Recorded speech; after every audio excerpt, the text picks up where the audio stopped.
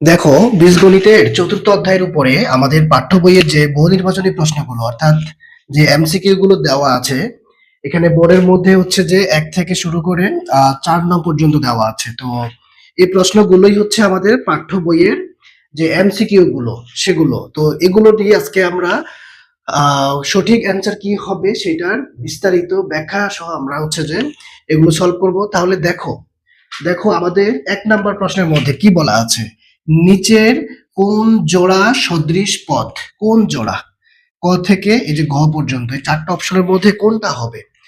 তাহলে এখন জানার বিষয় হচ্ছে সদৃশ পদ বলতে আমরা কি বুঝি? এগুলো নিয়ে আমরা অনুশীলনীর অঙ্কতে যথেষ্ট আলোচনা করেছি অলরেডি। তোমরা সবাই জানো সদৃশ পদ বলতে যাদের অক্ষর প্রতীকগুলো অথবা বেস পাওয়ার গুলো একই রকম তারাই হচ্ছে সদৃশ পদ। সদৃশ পদ দেখতে একই রকম কিন্তু সহগগুলা ভিন্ন থাকবে। ধরো এখানে তোমার ৫টা এক্স ওয়াই, এখানে লিখলাম আমি -৭টা এক্স ওয়াই। তাহলে এই যে তোমার এক্স ওয়াই, এই যে এক্স ওয়াই মিলে গেছে, এটাই হচ্ছে দেখার বিষয় অক্ষর প্রতীকগুলো। আর এই যে সহগ, এই সহগগুলো যে কোনো কিছুই থাকতে পারে। আবার যদি এরকম হয় যে এক্স স্কোয়ার, এখানে 2x স্কোয়ার দিলাম, এখানে আমি দিলাম হচ্ছে 5x স্কোয়ার, তাহলে এখানে বেস পাওয়ার যা এখানেও বেস পাওয়ার তা, তবে এখানে 5টা, এখানে হচ্ছে 2টা। তো এই সহগগুলো ভিন্ন হতে পারে, বাট এই যে তোমার বেস পাওয়ার গুলো মিল থাকতে হবে, অথবা এই যে অক্ষর প্রতীক দুটো জায়গায় একই রকম থাকবে, তাহলেই হচ্ছে আমরা কেবল কি বলতে পারবো যে এরা সদৃশ পদ। তো এখন আমাদের প্রশ্নে এখানে কিন্তু প্রত্যেকটা অপশনে 2টা করে দেওয়া আছে, এক জোড়া করে দেওয়া আছে, তাহলে কোনটাকে আমরা সদৃশ পদ বলবো? এখানে দেখো 2টা এক্স আছে, এখানে হচ্ছে 7টা এক্স ওয়াই আছে মাইনাসের, তাহলে কিন্তু মিলে নাই, শুধু এক্স আর এখানে হচ্ছে এক্স ওয়াই, তার মানে এটাকে বলা যাবে না। এখানে আসো, এখানে আছে কি এক্স ওয়াই আর এখানে আছে কি এক্স স্কোয়ার ওয়াই, এর সহগগুলা ফ্যাক্ট না, এটা যে কোনো কিছু থাকতে পারে। তুমি দেখবা এই যে অক্ষর প্রতীকগুলো ঠিক আছে কিনা। যেমন এখানে দেখো এক্স স্কোয়ার আছে, এখানেও কিন্তু তাই এক্স স্কোয়ার আছে, তবে এখানে 3টা আছে, এখানে আছে -7টা এক্স স্কোয়ার, তাহলে অবশ্যই অবশ্যই আমাদের এটাকেই বলতে হবে সদৃশ পদ। আবার এটাতে আসো, এখানে কিন্তু স্কোয়ারটা এক্স এর উপরে, খেয়াল করো স্কোয়ারটা কোথায় এক্স এর উপরে, আবার পরেরটাতে স্কোয়ারটা কিন্তু ওয়াই এর উপরে, এক্স এর উপরে না। এখানে ছিল এক্স এর উপরে, এটাতে হচ্ছে ওয়াই এর উপরে, তাহলে এটা কোনোভাবেই হচ্ছে আমাদের রাইট অ্যান্সার হতে পারে না। আমাদের বেস পাওয়ার একই রকম থাকতে হবে, অথবা দুই জায়গার অক্ষর প্রতীকগুলো একরকম থাকতে হবে। তাহলে এখানে আমরা একই রকম পাচ্ছি বেস এক্স পাওয়ার 2, এখানেও তাই বেস এক্স পাওয়ার 2, তার মানে আমাদের সঠিক অ্যান্সার হচ্ছে এই যে গ নাম্বার। ওকে, তাহলে আমরা ক্লিয়ার হয়ে গেলাম। এখন দেখেন 2 নাম্বার প্রশ্নে a মাইনাস বি, এইটা থেকে b মাইনাস এ, এই রাশিটা যদি বিয়োগ করি তাহলে বিয়োগফল আমাদের কোনটা হবে? ক, খ, গ, ঘ থেকে কোনটা হবে? তো এইটা আমাদেরকে একটু ম্যানুয়ালি করতে হবে। আসেন তাহলে আমরা যদি একটু ম্যানুয়ালি এটা করে বের করি আমাদের রেজাল্টটা কি আসে। দেখেন, আমরা হচ্ছে যদি নিচে নিচে করি, 2 ভাবে করা যায়। প্রথমত প্রথম রাশিটা হুবহু আমরা লিখে ফেললাম। এবার কাকে বিয়োগ করব? b minus a। তো বিয়োগের ক্ষেত্রে তো আমরা প্রথমে সদৃশ পদগুলো নিচে নিচে সাজাবো, সদৃশ পদগুলো। a এখানে প্রথমে আছে, আর এখানে যেহেতু পরে আছে আমরা ঠিক এই এর নিচে গিয়ে a কে নিয়ে আসবো, সাজিয়ে লিখলাম সদৃশ পদগুলো।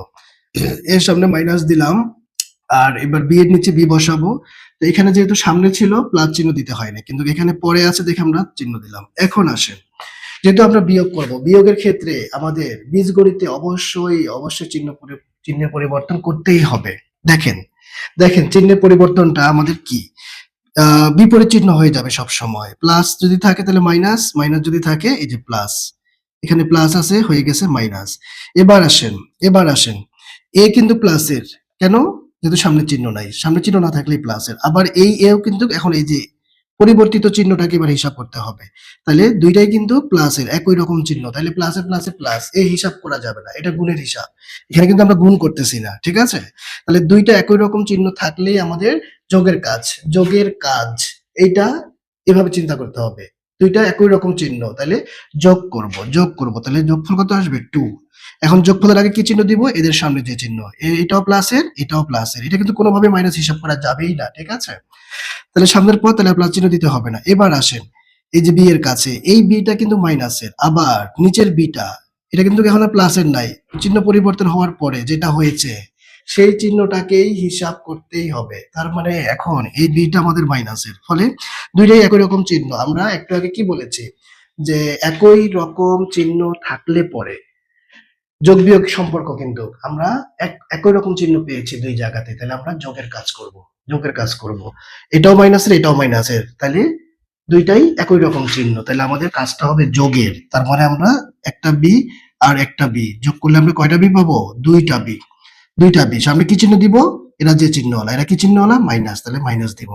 তাইলে 2b আর মাইনাস, ঠিক আছে? মাইনাসে মাইনাসে প্লাস করে যোগ করে দেয় কিন্তু, হ্যাঁ, যোগ করলে তো আবার এখানে হচ্ছে আমরা প্লাস চিহ্ন দিতাম, মাইনাসে মাইনাসে প্লাস, কিন্তু এটা গুণের হিসাব, এটা এখানে করা যাবে না। তার মানে আচ্ছা, এখন এটা যদি আবার কেউ অন্যভাবে করতে চায়, দেখো অন্যভাবে যদি এটা কেউ করতে চায় এরকম করে, ধরো a মাইনাস বি, তো এখানে ভুলটা যেটা করে এই বিয়োগ চিহ্ন দিয়ে কি করে পরেরটা লিখে ফেলে। না, এটা করা যাবে না। আপনি যখন বিয়োগ করবেন তখন পরের রাশিটাকে অবশ্যই ব্র্যাকেট বন্দি করতে হবে, অথবা বিয়োগ চিহ্ন দ্বারা একসাথে গুণ করে বসাই দিতে হবে। যেমন এটা আছে প্লাসে, তাহলে প্লাসে মাইনাসে একসাথে মাইনাস বসাইতে হবে। এর সামনে মাইনাস আছে, তাহলে এই মাইনাস সহ মাইনাসে মাইনাসে প্লাস বসাইতে হবে। তো আমরা এর থেকে এক লাইন বেশি করি। বেশিটা কি? এটাকে ব্র্যাকেট বন্দি রাখলাম, বিয়োগ চিহ্ন দিলাম, এখন ব্র্যাকেট উঠাই ফেলবো। ব্র্যাকেট উঠানোর জন্য কি কাজ করতে হবে? সামনের এই চিহ্ন দ্বারা আমরা ভেতরের এই চিহ্নগুলোকে গুণ করব। এখানে প্লাস আছে মনে মনে, তাহলে প্লাস মাইনাসে মাইনাস, মাইনাসে মাইনাসে এই যে প্লাস। ওকে, তাহলে এখন ব্র্যাকেট উঠে গেছে। তাহলে এখন আমাদের কি দাঁড়াচ্ছে দেখেন, এই যে এ, এই যে এ, দুইটাই একই চিহ্ন প্লাসের, তাহলে যোগ করে 2b। আবার এই যে বি, এ বি একই চিহ্ন, তাহলে যোগ করলাম, যোগ করে যোগফলের সামনে কি চিহ্ন দিব? এরা যে চিহ্নওয়ালা, বাস। তাহলে আমরা দুই ভাবে করতে পারি, তবে এইভাবে করতে গিয়ে অনেকে ভুলটা করে, আমি সাবধান করে দিয়েছি। কিন্তু কেউ যদি একসাথে বসাইতে চায়, তাহলে বিয়োগ চিহ্নটা দিয়েই হচ্ছে আপনাকে এই চিহ্নগুলোকে গুণ করে আপনি হচ্ছে এই লাইনটা করবেন। আর সবচাইতে আপনাদের জন্য ক্লাস 6, আপনাদের জন্য নিরাপদ হচ্ছে এক লাইন বেশি করবেন, বিয়োগ চিহ্ন দিয়ে পরের রাশিটাকে ব্র্যাকেট বন্দি করবেন। ব্র্যাকেট বন্দি করে তারপরে লাইনে আমরা সামনে চিহ্ন দিয়ে ব্র্যাকেটের ভেতরের চিহ্নগুলাকে গুণ করে পরে আমরা ব্র্যাকেট তুলে দিব, বাস। এই হচ্ছে ব্যাপার বিয়োগের ক্ষেত্রে। এই জন্যই হচ্ছে চিহ্নের পরিবর্তন হয়। তাহলে আশা করি বোঝা গেছে, কোনো কনফিউশন নাই আশা করি। ওকে, আচ্ছা ঠিক আছে। তাহলে এখন আমরা এখানে 2 নাম্বারের অপশন আমরা কোনটাকে রাইট দিব? দেখেন, এই যে গ নাম্বার হচ্ছে আমাদের রাইট, ওকে, গ নাম্বার হচ্ছে আমাদের রাইট অ্যান্সার। আচ্ছা, তাইলে ক এর মধ্যে আমরা রাইট অ্যান্সার পেয়েছি, গতে আবার 2 এর মধ্যেও তাই, গ নাম্বার অপশন আমাদের রাইট অ্যান্সার। এবার আসেন 3 নাম্বার প্রশ্ন। 3 নাম্বার প্রশ্নে এখানে এই যে এই যে 1 2 3, এই 3টা উক্তি বা কথা তারা বলে রেখেছে, তার মধ্যে কোনটা সঠিক, এটাই হচ্ছে আপনাকে বের করতে হবে, বহুপদী এটা।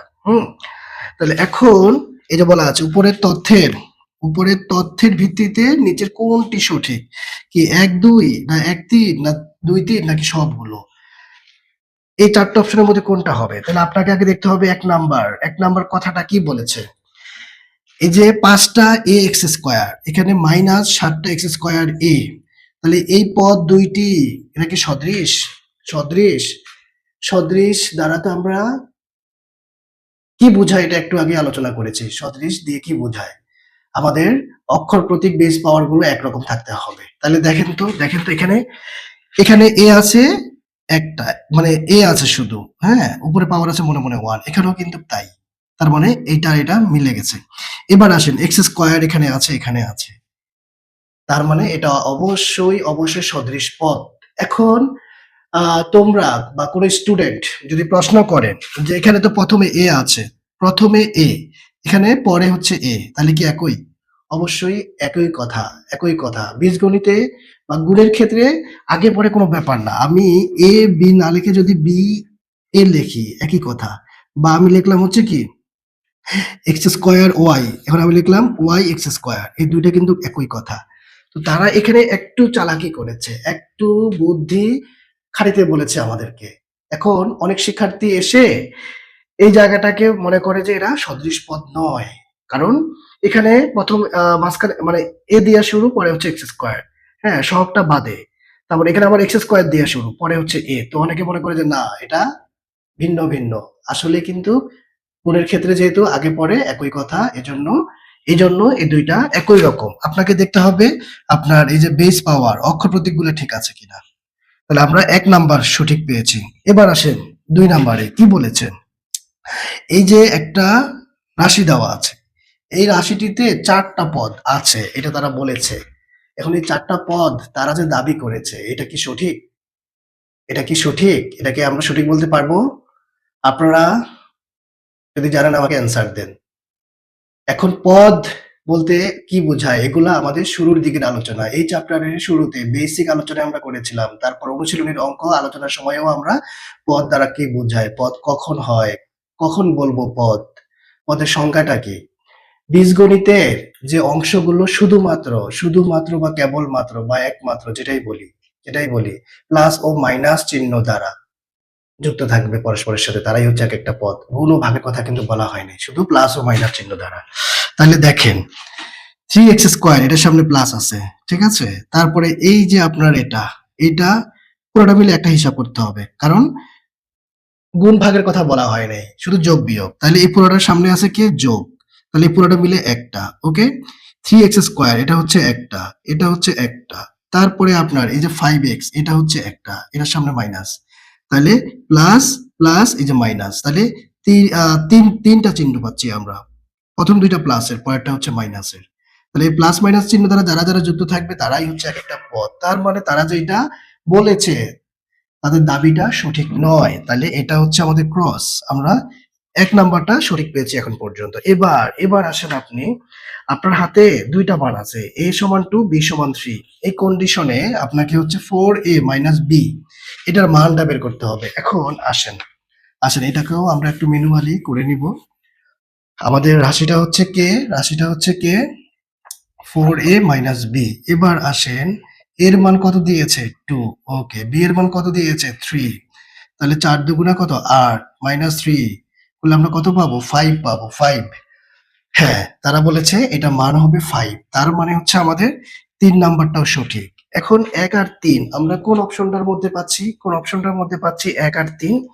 এই যে আমাদের 1 আর 3 এটা হচ্ছে আমাদের সঠিক অ্যান্সার। আশা করি বোঝা গেছে। আর কোনো কোশ্চেন থাকলে বলতে হবে। সবচেয়ে বড় কথা আমরা অনুশীলনী সকল অঙ্কই করে ফেলেছি।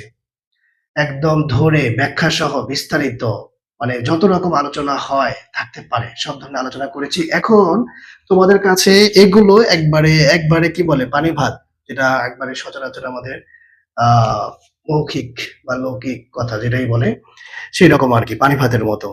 এবার আসেন এই যে 4-এর উপর বেস করে আমাদের কাছে 2টা প্রশ্ন তারা বলেছে। 1 নাম্বার, এই যে 2 নাম্বার। কি বলা আছে এখানে? 3টা রাশি দিয়েছে 9x স্কয়ার, 8x স্কয়ার আর হচ্ছে কি 5y স্কয়ার। এই 3টা বীজগণিতীয় রাশি। এখন তাহলে 1 নম্বর প্রশ্ন হচ্ছে রাশি 3টির সাংখ্যিক সহগের যোগফল কত? সহগ। কি সহগ? সাংখ্যিক সহগ। সহগ বলার আগে আরেকটা শব্দ আছে যেটার সাথে অনেকে আবার হচ্ছে যে তালগোল পাকাই ফেলে। সেটা কি? সূচক। সূচক সহগ। হ্যাঁ, শুনতে একই রকম মনে হলেও এটার মধ্যে প্যাঁচ লাইগা যায়। সূচক হচ্ছে পাওয়ারটাকে বলে। পাওয়ারের অনেকগুলো নাম। পাওয়ার বা শক্তি বা ঘাত বা সূচক বা এক্সপোনেন্টস, এটা উপরে থাকবে। আর এই যে আপনার চলকের সাথে যে সংখ্যাটা থাকবে সেটা হচ্ছে আপনার সাংখ্যিক সহগ। এই যে সাংখ্যিক সহগ, এই যে সাংখ্যিক সহগ। চলকের সাথে বেইসের সাথে যেটা থাকবে, বেইসের সাথে সেটা হচ্ছে আমাদের সংখ্যাটা হচ্ছে সাংখ্যিক সহগ। আর যদি কোনো অক্ষর প্রতীক থাকে, যদি আমি বলি যে px, তাহলে p টা হচ্ছে এখানে আক্ষরিক সহগ। ঠিক আছে? এইরকম ব্যাপারটা। ধরো এখানে আমি px বললাম, p টা হচ্ছে এখানে আমার আক্ষরিক সহগ।